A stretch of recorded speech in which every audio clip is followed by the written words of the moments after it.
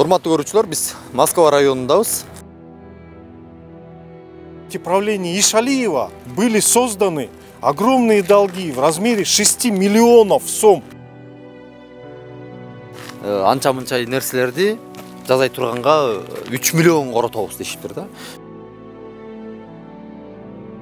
Biz adam emesmiz, biz черный adamбыз, а олар белый адам. В данный момент болгону 4991 сом банкта эле акча бар экен. Бут кийимдер, өтүктөр, кийимдердин бардыгы мынакей. Ылай болгон кийимдердин бардыгы карапайым жумушчулардыкы. Налог төлөнө элек. Өзүнүн бөлмөсүн жакшынакай жасаптыр, камера тартып берип. Эми карабайсызбы? Эми мындай. Жарыктын жоктугу, мындай могул суунун аккандыгын карап туруп, монун барычы. Ушунун бардыгы абалы жаман. Булар сырдалган эмес, акталган эмес. Бирок ошентсе мен өзүм жашашым үчүн мактап сырдайын да, чынбы? Урматтуу көрүүчү, бүгүнкү эфирибиз өзгөчө болот. Өзгөчө болгондугу мен өзгөчө жерде тургандыгыман көрсөңүздөр болот. Мисалы, өзүңүздөр көргөндөй бул бут кийимдер, өтүктөр, кийимдердин бардыгы мынакей. Ылай болгон кийимдердин бардыгы карапайым жумушчулардыкы. Кайсы жумушчулардыкы? Беловодский айылындагы Таза айыл муниципалдык ишканасына тиешелүү. Мисалы, муниципалдык ишканада иштеген кызматкерлер сөзсүз түрдө баягы кызматтык кийим, мындай айтып айтканда спец одежда деп коелу. Ошону менен камсыз болуш керек эле, бирок бул жакта андай эмес. Өзүңүздөр көргөндөй эле кадимкидей эле ар бир кызматкер өзүнүн өзүнүн ушундай кийимдерин алып келишет, өзүнүн кийимдери менен жумуш кылышат. Бул жакта эч кандай кийимдерге көңүл бурулган эмес. Жана дагы бул жакта кызматкерлердин отурган жери дагы, шарты дагы, абалы дагы ушул. Мисалы, бүгүн деле Беловодский айылында суу жарылып, авария болгон жер бар экен, бирок кызматкерлер баралы десе, бул жакта азыр солярка жок деген сөздөр болуп жатат. Жумуш элдин күткөнү акталбай эле. Сөзсүз түрдө биз сиздерге алдыңкы мүнөттөрдө бул жактагы жумуштун кармалып жаткандыгы эмне себеп болуп жаткандыгын айтып беребиз. Спецобувь, специальные болотные сапоги должны, зимняя одежда должна быть. Ни инструментов, ничего нету. Вот руки, все. Потому что и туда лезешь, ведром выделяешь, все. Выбираешь мусор. Молоко ему обязаны, положено давать. Молоко. Я работал 14 лет слесарем. Теплокоммунэнерго. Вот я 21 год уже проработал в этой структуре. Ну почему здесь вот халатно так? Вот он работает на этом, он работает. Им обязаны спецпитание дать. Сварщику обязаны. У нас этого не происходит. Я председатель комитета профсоюза Таза айыл. И мы представляем интересы трудящихся, которых нарушился закон наших работников. В чем, собственно, нарушился? В том, что нарушились все безопасные, практически все безопасные условия труда. В результате чего более 4-5 человек уже находится в больнице, госпитализировано на нервной почве. После беседы с руководством получили нервный срыв. Оказались в больнице. Один человек умер уже, потому что не выдавалось, на наш взгляд, опять же, не выдавалось спецпитание, потому что нарушились его законные права. В результате человек получил, а сейчас на данный момент наш член комитета Тимирбек, сварщик, которому также не выдается спецпитание, зимняя спецодежда, который работает более положенных 40 часов в неделю, перерабатывает. Также ему не выдается спецпитание положенное. Также получил вред здоровью. И сейчас он находится в больнице. Директор, который сейчас ушел, Болот, по распоряжению Кайназарова, главы Айыл Акмату, исполнил его распоряжение якобы на сокращение людей, которые выполняют вот эту тяжелую работу. И наглым образом просто сказал: увольняйтесь, давайте, и все. Без всяких выплат, без ничего, со всеми нарушением законных прав трудящихся. Вот что творится у нас в Таза айыл на сегодняшний день. Руководителя назначили в пятницу. Я с ним встретился. Еще не было даже представления нам этого руководителя. Сейчас он находится здесь на рабочем месте. На сегодняшний день зарплата, задержка, это составляет 500 тысяч сразу. Счет, кстати, был арестован. 590 тысяч. То есть эту зарплату, эту смету, если бы он вовремя подписал, люди бы получили зарплату. В среднем зарплата 10-12 тысяч у слесарей, которые в канализации, без спецодежды зимней, без спецобуви зимней, в воде, в этом навозе оказывают эти услуги. Устолдогулардыкын көтөрөт, а бизде рабочийлардыкы жок. Биздики мына 12 миң канча жылдан бери 12 миң боюнча келет. Азыр эч нерсеге жетпейт. Ошо биздин зарплатаны көтөрүп берсе, бизге ошо кичинекей жардам берсе, биз мына мисалы постоянно ночь түнү дагы ушул мына кечеги суукта да иштеп аттык ошол. Бир тынбай иштеп келе атабыз мына бүгүнкү күнгө чейин. И ошо бизде жарылтылуу деле адам жок. 3 слесарь, 1 сварщик, 1 водитель. В этом году именно вот когда морозы сильные начались, мне в этом году почему-то даже мешка не дали, я просил. Кыш келди, кышта дагы кайра айтып аттык. Өткөндө жаңы жыл болду. Жаңы жылдын алдында тараганда ошондо бизди жумушка чакырып, постоянный жумушта болуп аттык. Ошондон ооруп калдык. Күнү түнү менен иштедик. Ишенбесеңиздер, ошо көчөдөн да сурасаңыздар болот.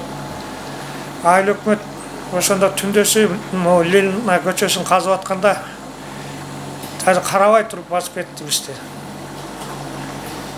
Суу болгонубузду жоктон көрүп, адамгерчиликке мурунку айыл өкмөттөр келип бизди ичине коргоп, эмнеңереме деп алып берчилер. Бул вообще иштей албайт экен бул жигит.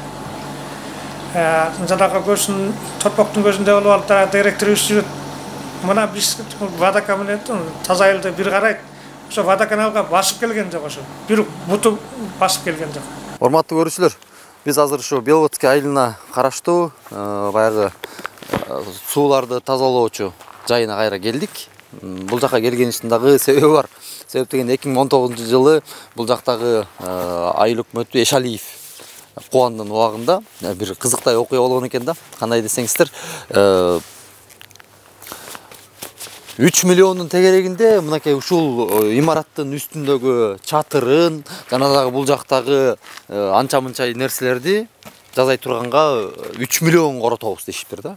Бирок бул жактагы кызматкерлер өздөрүнүн жанынан, чөнтөгүнөн, досторун, тиги балдарын, аркы беркилердин баарын чакырып отуруп, бир болуп 120 миңдин тегерегиндеги акча каражатына оңдоп түзөп коюшуптур. Мынакей чатырды дагы, бул жактагы тийиштүү баягы керектен чыккан окаттардын баарын оңдоп коюшкан экен да. Бирок эң кызыгы Эшалиев ошол кезде бул жактагылардын айтымында, сен эмне үчүн 3 миллиондук нерсени кылбай, ошо 120 миңдик нерсени кылып койдуң, эмне үчүн арзан жасап койдуң деген өңүттү алындагы жумуштан, бул жактын жетекчисин дагы жумуштан алганга аракет кылыптыр.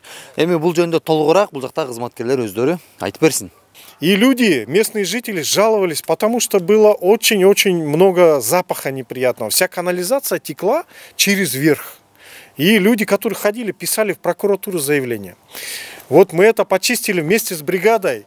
Все сейчас, по сегодняшний день, уже несколько лет вообще ничего не забивается. Я дома сделал решетки самодельные из проволоки 6 миллиметров. Установили на колодцы, и это вот в ручном режиме мы очищаем. Сейчас, на данный момент, вот эти решетки именно спасают нас. Именно мы по этим решеткам и работаем. Очищаем эти нечистоты вручную, руками. И крышу это мы после уже с другим директором, Абданалиев, Джанубеком делали. По 2000 сом мы скинулись, ребята, потому что она на шиворот капала прям в комнате. Сейчас вот покажу, там прям отверстие такое в крыше. Это мы тоже сами скинулись, цемент взяли, техноникель купили. Ушло у нас 6000 сом. Получилось на 50 квадратов техноникель, 2 бадьи по 15 литров смолы. И вчетвером вот мы это все сделали своими силами. 3 миллиона посчитали. Конечно, это очень огорчает, что вот такие руководители попадаются. Вот это все капало вот здесь. Вот из-за этого мы вскинулись сами. И вот это вот все восстановили. Сейчас ничего не капает, ничего не льется. Все вот это, но вот на вот эти денег не хватило у нас, чтобы вот купить вот это вот внутри сделать. На это денег не хватило у нас. Да, вот это все нечистоты, канализационные вот эти нечистоты все сюда вытекали. Вот это мы все своими силами сделали. Вот эти иловые площадки сейчас сюда доходят. Вон там на бугре мы сделали настил, тоже собственными силами. Там было выделено 70 досок, израсходовали 40, 30 досок, все, нет, куда увезли, я не знаю, ну куда там вывезли. Здесь вот моторы, вот насосная. Вот тут насос первый я делал, вот внизу, который стоит, основной насос, он качает до 50 кубов нечистот. Вот, вон она, вся шатается, потому что жидкий металл ни в коем случае нельзя трубоквадрата делать станину. На нем вообще грамм вибрации нет. Вот. Вот как хотите, да? Даже грамм не шевелится, как положено. Ее включаешь, он жужжит. Там написано 7,5 киловатт. Там нет 7,5 киловатт, потому что, когда мы его включаем, за 20-30 минут насос нагревается, как утюг. Кызматкерлерге кызматтык кийим берилиш керекпи? Берилиш керек. Кызматтык кийим берилиш керек. Уже 10 жылдын ичинде бул эчтеке бул предприятие өнүккөн эмес. Азыр в плачевном состоянии өзүңөр көрдүңөр. Менің мақсатым жанағы безналичный расчетқа өткөрүшүм керек. Безналичный расчетқа өткөргөндө ошол убакта акча турат банкта, анан сотрудниктер убагында айлык алат. Биринчи. Убагында айлык алат. Анан экинчиси эл наличный контролерлор чогултуп келип атат, сууга берге келип кассага төлөп атат. Бул касса болгондон кийин касса кечке чейин принимать эттүү, кечинде саат 3:30 банкка инкас алса өткөрүш керек негизи. Анан кийин безналичный расчет болсо бүт бары уже прозрачный болуп көрүнүп турат. Данный момент болгону 4990 бирдеме сом банкта эле акча бар экен. Болгон. 4000 сом тегерегинде. 5000 сомдун тегерегинде азыр акчасы бар экен. Анан карызы электроэнергия төлөнүлөк, налог төлөнүлөк экен. Где-то 1,5 миллион тегерегинде карызы бар. Бул жак белгиси чоң, туурабы? Техникалар айрым көттүкөн аркылуу кинептеп колдонуп атышыптыр. Анан сөзсүз түрдө элдерден ай сайын чогулуп атат акча, касса аркылуу, туурабы? Электронный эмес, банк аркылуу эмес. Бул жакта кызматкерлер дагы айлыгы өпчак берилет экен. Андан тышкары азыркы болгону кассасында 4000 бирдеке сом карыз, 4000 бирдеке сом бар, андан тышкары электр энергиясына башка жактарга карыз кокудун 1,5 миллион тегеринде карыз деп атасыз. Мисалы, эми мындай абалга алып келишти эле өзүн-өзү каржылаган мекеме үчүн күмөн жаратат го дейм. Мен деле келип мына 4 сааттан бери таң калып отурам. Эми аракет кылабыз. Чечүү жолдорун издеп атасыз. Чечүү жолдорун издеп атып, издегенге даже жетише элекмин. Ойлонуп эле атам мындай ачык айтканда. Кыргызча айтканда 4 сааттан бери азыр эртең менен келип таанышып жүрүп, азыр ошол 80 кишинин мен ачыгын айтсам бир 15 кишиси менен гана тааныштым азыр. Жетиштим. Баягы кызматкерлердин кызматтык кийими, спец одежда боюнча канчалык тез аранын ичинде маселени чече аласыз? Канчалык бат бюджет чечилип, канчалык биздин счетубузга акчаны бөлүп берсе, ошол күндөн баштап алып берип барын иреттегенге аракет кылам. Бир 2 айдын аралыгы болот экен да. Эми 2 ай кенен аралык ооба. 1 айдын аралыгында. Кызматкерлердин айлыгы ошол 6000, 7000, 12000, 10000 тегерегиндеги бойдон ошол бойдон күнү-күнгүдөй турат. Чын-чындача бирок эң оор жумушту кылган ушул кызматкерлер, чынбы? Ушул кызматкерлер баягы. Өткөндө дагы мына кызматкерлердин айтышты. Өткөндө мисалы январдын 7 күн эс алуу болду. Жыл башында, чынбы?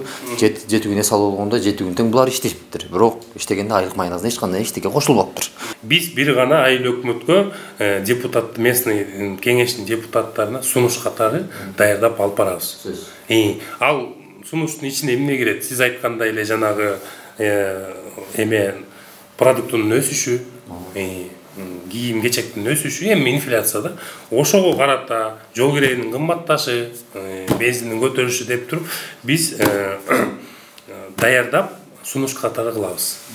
Алар эгерде кары мынча бир пайызга көтөрүп бергиле деп туруп, толугу менен ошол жерден кворум болуп, жергиликтүү кеңештин депутаттары колдоп бере турган болсо, эмне үчүн биз бербейбиз? Ал деген биздин жумуш, биздики предприятиянын булар ошол эле сотрудниктер таап келген акча, мындай айтканда. Туурабы? Ошол эле сотрудниктер таап келген, өздөрү таап келген акчаны ошол таап келгенине жараша төлөп бериш. Мен только эки кол менен беребиз. Бул бөлмө мурдакы жетекчинин бөлмөсү да? Ооба. Жакшы. Мисалы бул бөлмө көрүүчүлөр өзүңүздөр көргөндөй. Бул жакта Чыңгыз атабыздын сүрөтү, анча-мынча бул жакта актаптыр, бул жакта жакшы сүрөттөрдү коюптур, жакшы креслону коюптур, мисалы. Актап сырдаптыр. Анан сиздерге мурдакы жактардан бул жак келгени бир күн болду деппи? Мурдакылардын кылганын көрсөтүп берейинби? Өзүнүн бөлмөсүн жакшынакай жасаптыр, камера тартып берип. Эми мону карабайсызбы? Эми мындай, кечиресиз, сизге эмес муну бар. Эми муну караңыз эми.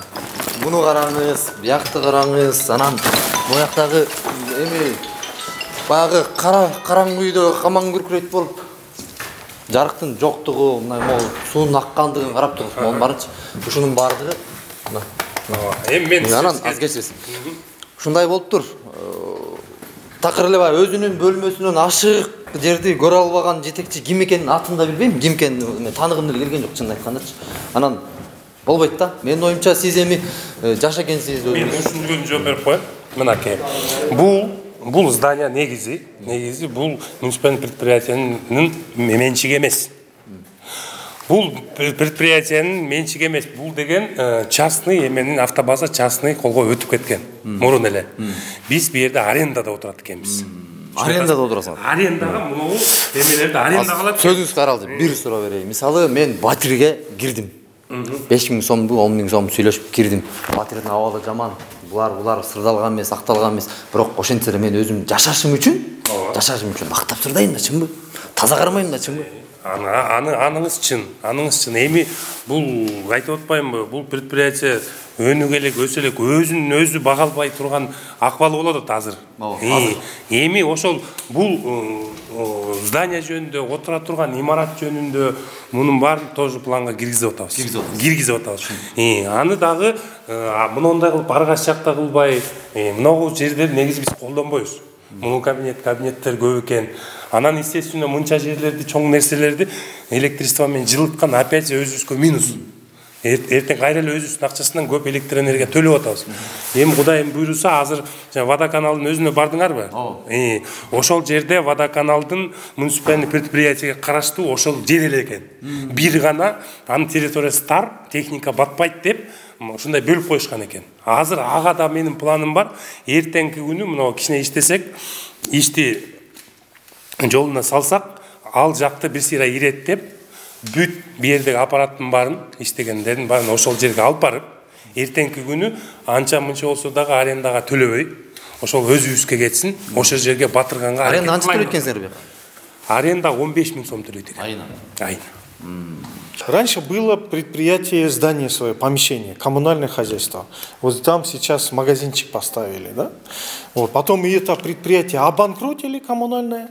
В результате коммунальное взяло в аренду с 2015 года вот это вот здание. А директор, он только пришел, он 28-го, да? Пятницу. С 28-го. Пятницу. Буквально только назначил. Он еще в дело не вошел, только пришел. А здесь вот мы с 2015 года в это коммунальное нас перевели, и сразу же вот эта проблема началась. Обанкротившиеся предприятия нас перевели, естественно, все дальше вот полетело в крах.